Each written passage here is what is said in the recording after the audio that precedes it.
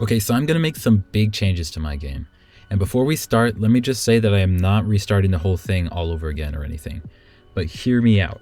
A quick disclaimer, this video is just going over everything I posted in the most recent update on my Discord server. If you already read everything there, just know that that's the only thing I'm covering in this video. Okay, let's start off with weapons. The biggest change is that from now on, you will only be able to hold 2 weapons instead of 3. However, technically you will still have 3.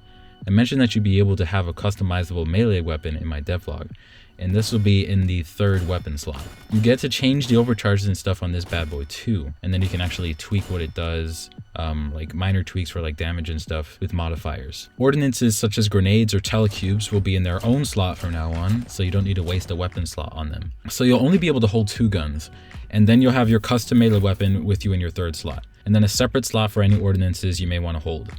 The main idea behind this change is to be able to have more universal mechanics, allowing for more in-depth gameplay. Take the axe from God of War for example.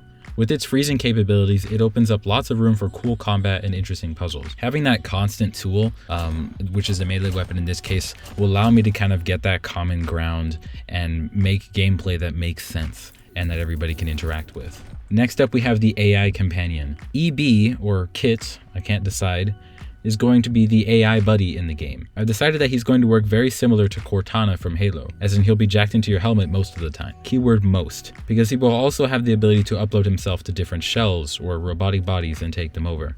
Depending on the shell he uploads himself to, he can have different in-game uses. For now, the ideas for shells I have include like a flying shell, a digging shell, and then a Gronk shell, but I won't get into all the details here. So for example, if he's in the Gronk shell, he'll be able to push heavy stuff around, which could be a perk that only that shell can give him. While he's in your helmet, he won't be completely useless though. He will still be the source of a lot of in-game dialogue and helpful tips or notes while you're playing in the game.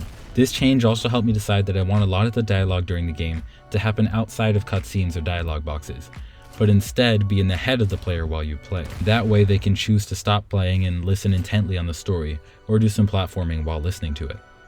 Abilities have been the talk of the town for a while now. The overcharge system is seemingly going to stay, but not on the guns.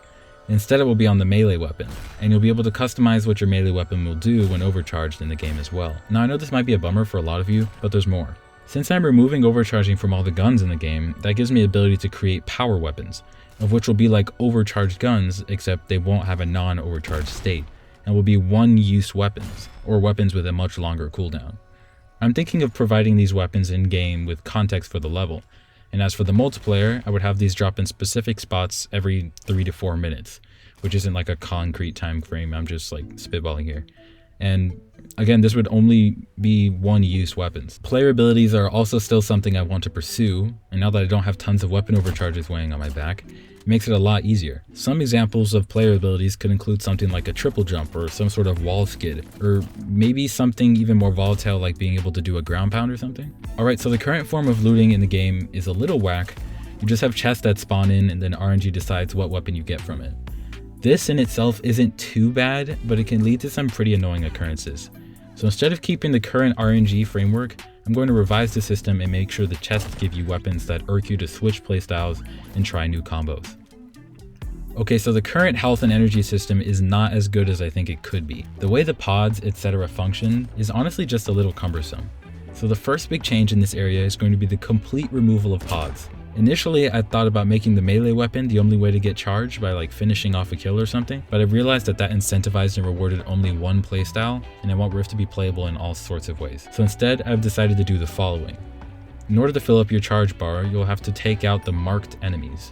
Marked enemies will be selected randomly upon an encounter, and when you take out the marked enemies, you'll get charged, no matter how you kill them, as long as they die. This changes the way people will approach combat. Instead of just shooting everything till it dies, you might want to prioritize killing marked enemies and saving the other enemies for the chance of a different one getting marked. Note, this will only boost your charge meter, not give you an automatic charge.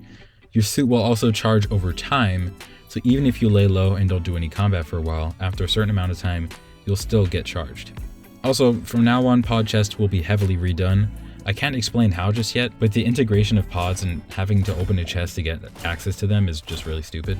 So I'm gonna just try not have that and replace it with something else. Charge will only affect your overcharging ability with your melee weapon. It won't affect your player abilities unless you add a modifier that does that.